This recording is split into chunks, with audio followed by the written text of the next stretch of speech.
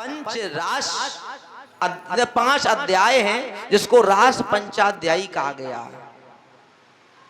भगवान कन्हैया ने गोपियों के साथ नृत्य भी किया है, गोपियों के बालों को संवारा है, महारास लीला की है। लीला रास लीला और महारास लीला की है। ये क्यों? इसके पीछे मैं निचोड़ निकाल रहा हूं, कम शब्दों में अपनी बात कहना चाहूंगा। एक बार कामदेव भगवान श्री कृष्ण से अकेले मिले।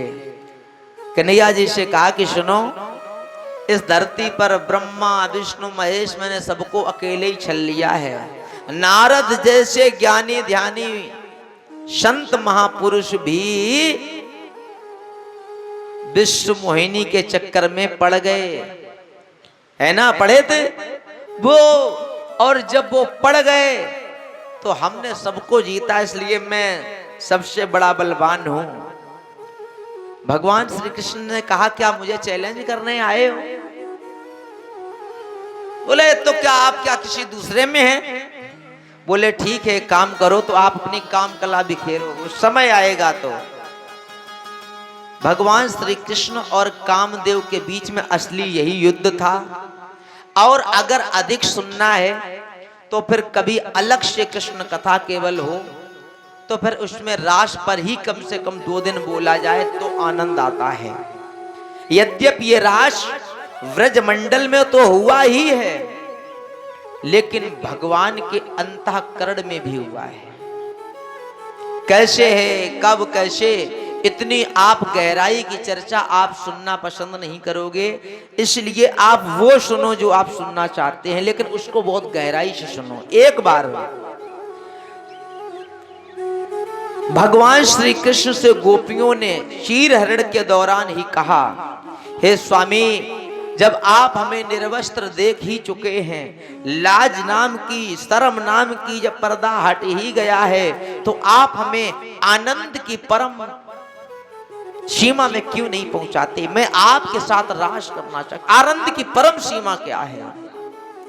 तो मैं आपको बताऊं, जो लोग यहाँ पर हिंदी के प्रकांड विद्वान भी बैठे हैं, उनको पता है इस विश्व में केवल 9 रस हैं। पूरे ब्रह्मांड में, विश्व छोड़ो, 9 रस हैं।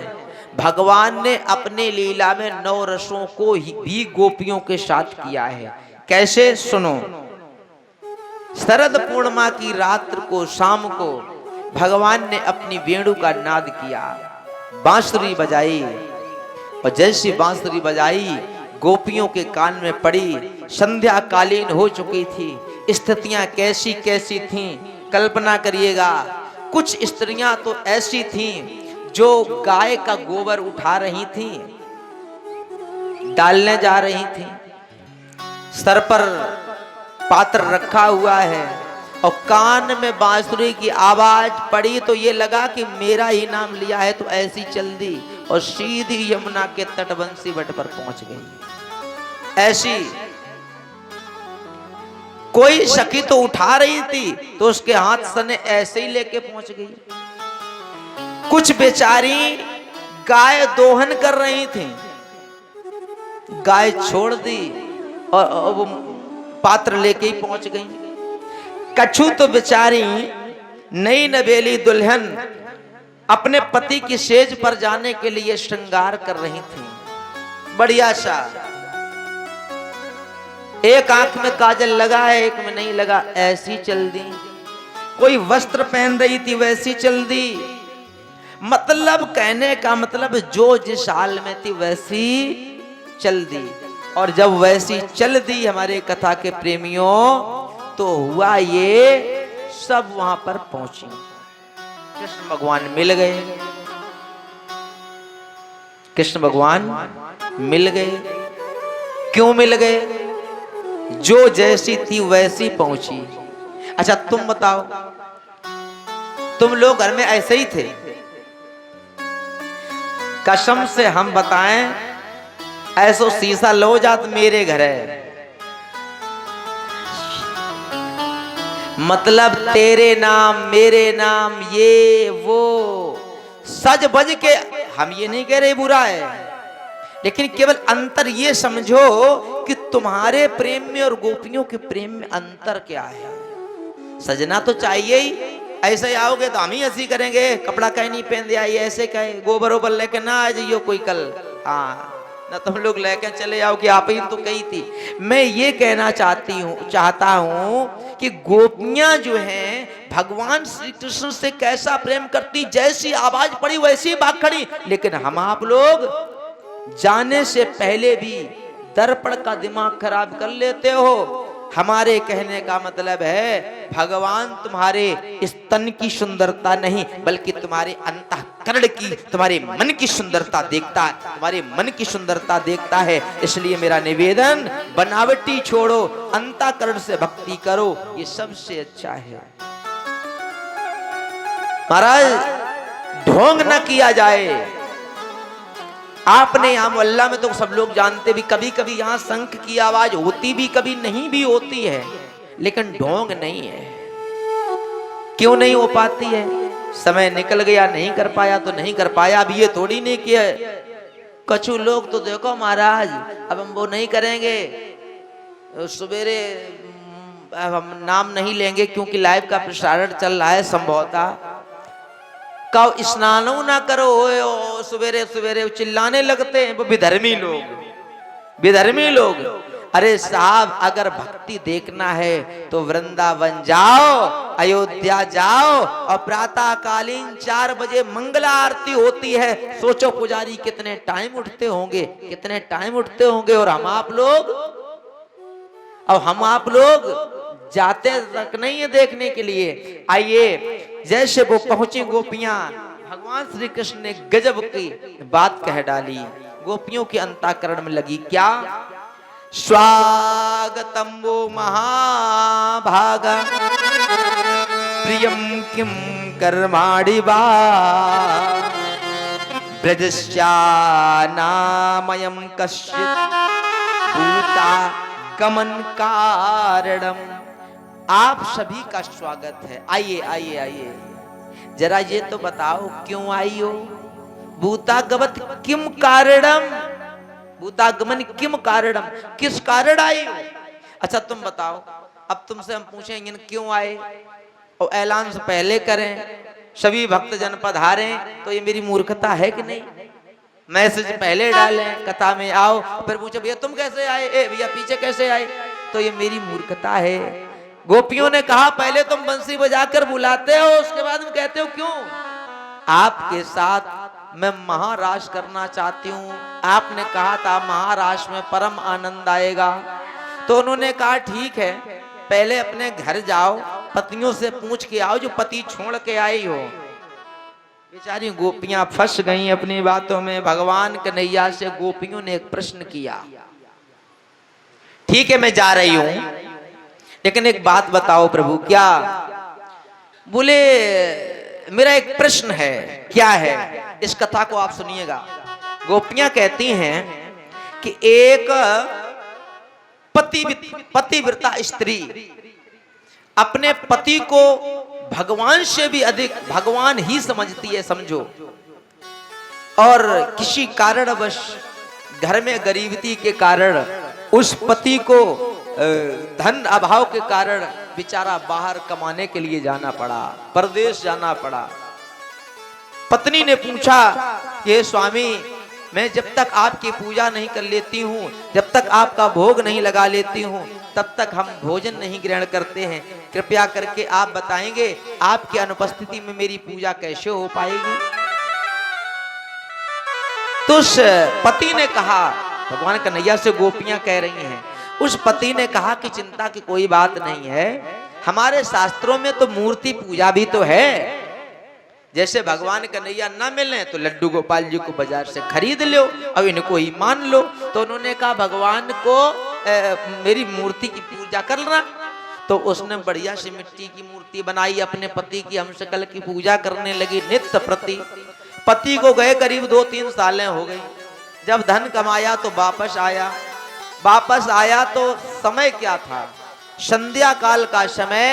गोपियां वो जो गोपी थी, मतलब वो स्त्री थी, वो अपने पति की पूजा कर रही थी और पूजा करते समय ही बाहर की कुंडी खटकी।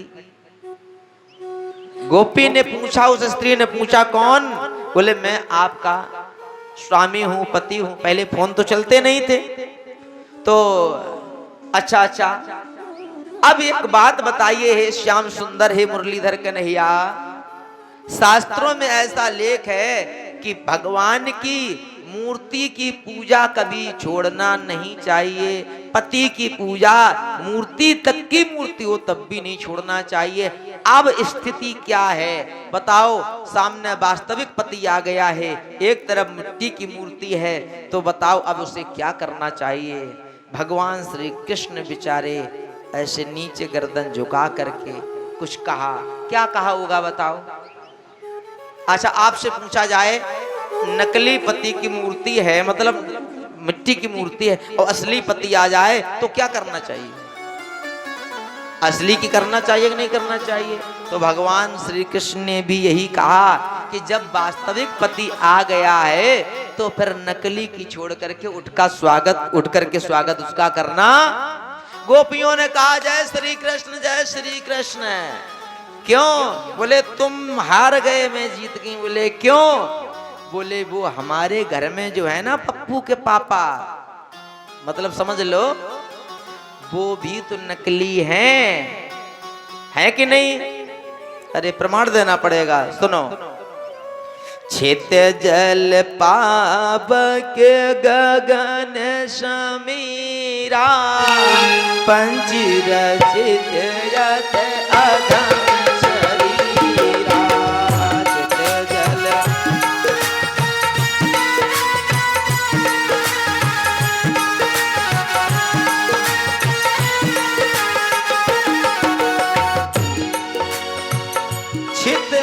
जल पावक गगन समीर, ये पंच तत्वों से रचित ही तो शरीर है, अदम है। और भगवान का कैसा है?